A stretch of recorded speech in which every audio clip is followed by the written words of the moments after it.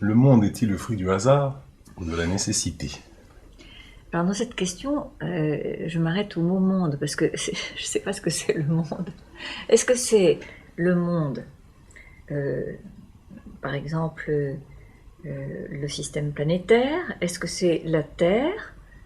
Euh, ou bien est-ce que c'est le monde intérieur? Est-ce que c'est le monde dans lequel un individu trace son existence? J'ai besoin que tu me dises. Le monde, c'est surtout celui, disons, qu'on subit et qui est effectivement un peu de tout ce que tu viens de décrire. Bon, je vais essayer de répondre, mais c'est quand même une question qui pour moi est le fruit d'un hasard et d'une nécessité. Et alors là, je vais dire justement que ce qui m'intéresse, c'est que tu as utilisé dans cette question, d'une part un masculin et d'autre part un mot féminin.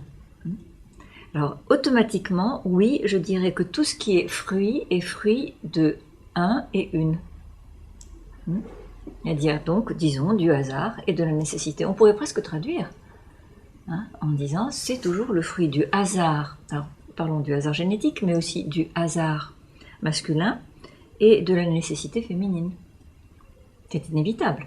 Bon, on sait que jusqu'à nos jours, c'est-à-dire jusqu'à notre époque de progrès génétique, on savait toujours, comme vous le savez, qui est la mère, et on pouvait tout à fait mettre en question la légalité ou la légitimité du père. On pouvait considérer donc comme le hasard.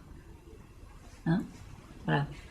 Alors maintenant, évidemment, puisqu'il y a une traçabilité avec les analyses assez récentes quand même dans le domaine de la génétique, on a changé la considération qui a quand même hanté l'humanité depuis qu'elle existe jusqu'à nos jours.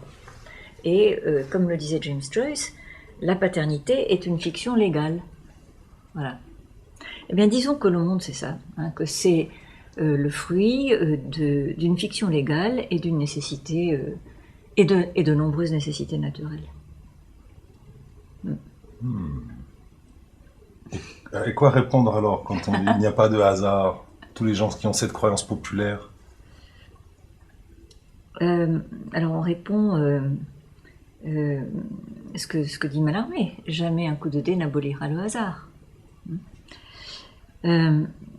Écoute, si le mot hasard existe, c'est qu'il y a du hasard. Sauf que nous ne savons pas très bien ce que c'est, parce qu'il y a de vrais hasards, et puis des hasards apparents, dont on pourrait au contraire défaire la prétention à être pur accident, et qui sont peut-être déterminés, surdéterminés, etc. Bon, ça dépend évidemment des cas.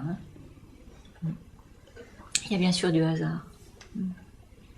On ne sait pas, et personne bien sûr ne peut savoir si, alors maintenant, si on revient alors à l'origine du monde, qui est interrogée, mise en question par les savants, et je dois dire, je les envie, c'est-à-dire ceux qui cherchent à découvrir les commencements, ils n'ont pas de réponse. Pour le moment, personne ne sait, non pas quel est le déclencheur, puisque évidemment, le grand problème, c'est qu'il n'y a pas un commencement, mais des milliers, des millions.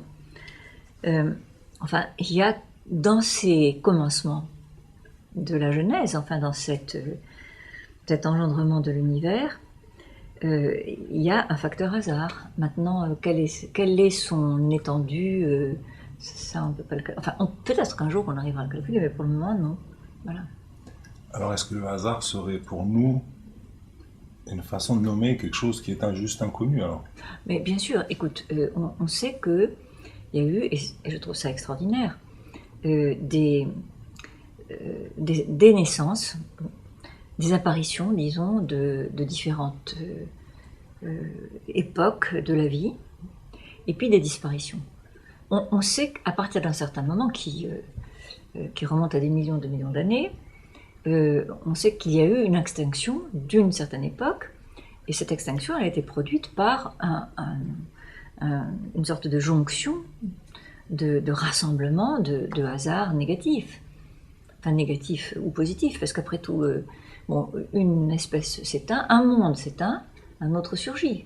Alors l'évaluation aussi du bien et du mal, c'est purement aléatoire. Ça dépend entièrement de notre vision. C'est nous qui projetons hein, la valeur du hasard. Et alors, l'humain doit-il, dans sa quête, essayer de le maîtriser, ou faut-il laisser malgré tout une part à cette énergie, appelons-la donc? Mais écoute, d'abord, on ne peut pas parler d'une manière générale de cette chose-là, puisque tout dépend justement de la scène qu'on observe. Là, je venais de parler de ce que nous savons sur tout ce qui est paléontologie, pour remonter donc à l'apparition, par exemple, de la vie, avant, bien sûr, l'apparition de l'humanité, qui est très récente, etc. Bon, je ne crois pas qu'il y a maîtrisé quelque chose. Ce qui est en jeu, c'est la curiosité que nous avons, qui est finalement un des traits humains, hein, c'est-à-dire que nous avons envie de savoir, c'est-à-dire de savoir plus que ce que nous croyons savoir. Nous avons toujours un besoin d'aller plus loin, hein, voilà, d'un peu d'au-delà. Mais le maîtriser, ça ne veut pas dire grand-chose. D'autant que lorsque, et ça tout le monde le sait, et c'est une bénédiction, lorsqu'on arrive au seuil d'une découverte, bon, on découvre quelque chose, bon, disons Einstein découvre la relativité, etc. Eh bien, c'est un commencement. On découvre quelque chose, donc c'est la fin d'une recherche, mais cette fin de la recherche est le commencement de la recherche suivante. Je ne vois pas comment on peut maîtriser quoi que ce soit. Il n'y a pas de maîtrise dans ces choses-là. Il y a du mouvement. Et donc, il fait aussi partie intégrante, voilà, de la dynamique de notre évolution, de notre progrès. Bien sûr, bien sûr. Mais comme je le disais tout à l'heure, alors là, la fable très récente d'ailleurs de la Bible, puisque c'est une fable très récente, hein, elle est exemplaire. C'est une petite métaphore, c'est par exemple la curiosité d'Ève. Hein, se dire que j'aimerais bien savoir quand même quel goût a le fruit de l'arbre du bien et du mal. Bon, ça c'est humain, et c'est très bien. La curiosité est un moteur. Ah, bien sûr. Et d'ailleurs, alors j'ai pas besoin de remonter jusqu'à Ève. Moi j'en ai une qui dort là, juste à côté. Mais l'enfant, le bébé, est un pourquoi. Hein, c'est-à-dire que ce qui lui donne l'impulsion ce qui le fait croître, et que de toute façon est bien sûr naturellement neurologique, etc. Bon, c'est ce goût passionné pour, il faut le dire, pour les causes et pour les origines. Alors, est-ce que notre monde aussi difficile et complexe est-il un petit peu dû à la perte de notre enfance en grandissant, à notre... Enfin, tu veux dire la complexité du monde ou sa dureté? Oui, est-ce qu'elle est due au fait Mais que... je pense que les enfants sont pas bons, hein. Ils sont pas meilleurs que nous, je veux dire, hein.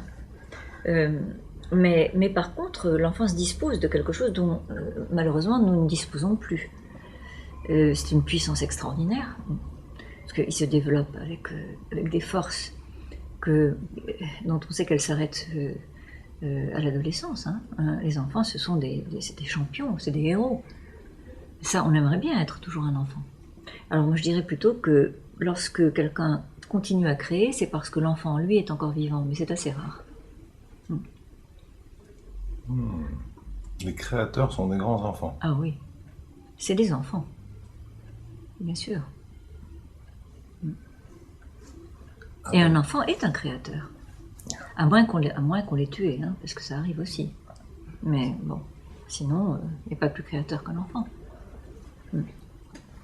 Alors si on parlait au niveau strictement comme ça de l'histoire du sujet, hein, l'histoire de quelqu'un, qui peut se poser la question, est-ce que ce qui m'arrive, c'est du hasard, de la nécessité? Bon, c'est évidemment une fausse question, hein, puisque c'est toujours une combinaison. C'est un hasard plein de nécessité, ou une nécessité mélangée de hasard.